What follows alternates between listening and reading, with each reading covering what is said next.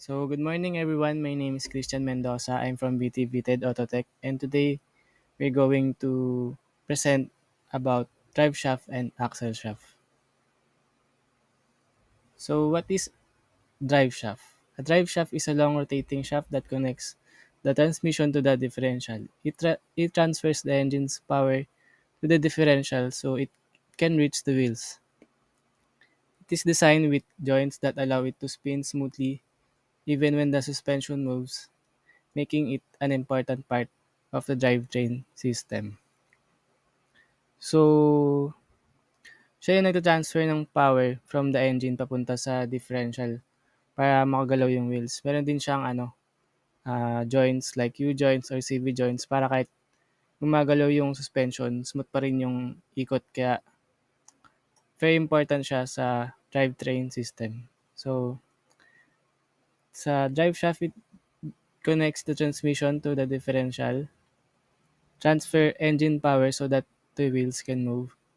It allows smooth rotation even when the goes up and down.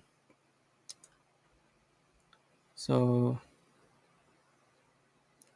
sa axle shaft, what is axle shaft? So, an axle shaft is a strong metal shaft that connects the differential to the wheels. It delivers torque from the differential directly to the wheels, making them turn. It also helps support the weight of the vehicle, which makes it essential for both motion and stability. So, sa axle shaft, siya yung nagdadala ng torque papunta sa wheels para umikot sila. And at the same time, it also supports the weight of the vehicle. Kaya very important din siya para sa movement and stability ng sasakyan. So, the axle shaft connects to the differential to the wheels. It delivers torques to the wheel hubs, and it also helps support the weight of the vehicle.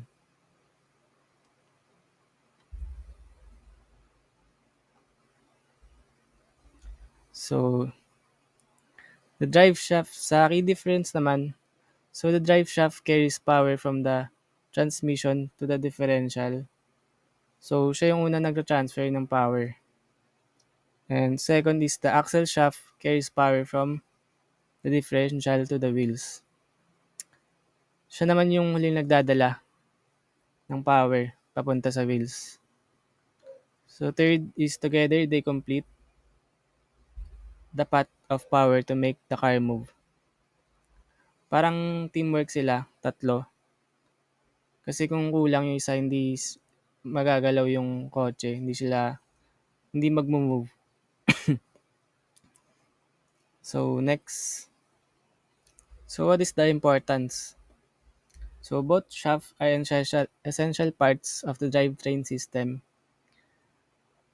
So hindi gagana ng maayos yung system kung walang gantong parts.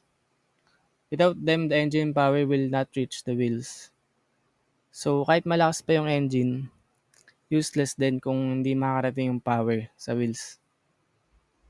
So this means the vehicle will not be able to run or move properly. So basically, hindi talaga aandar yung sasakyan without these parts.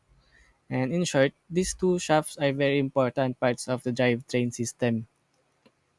Without them, the power from the engine will not reach the wheels. This means na kahit umandar yung engine, the vehicle won't be able to move or run properly. So in conclusion, drive shaft and axle shaft work together to transfer power to the wheels. So sila yung nagdadala ng energy mula engine hanggang wheels. They are both crucial for vehicle movement, stability, and overall performance. In short, kung wala sila, walang motion and balance yung sasakyan. So in short, in conclusion, both the drive shaft and axle shaft are very important hand in hand to transfer engine power to the wheels. They are both crucial for vehicle movement, stability, and driving performance.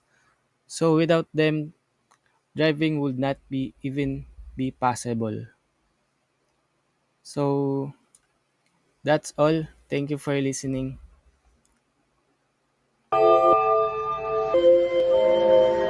Sir, tapos na po.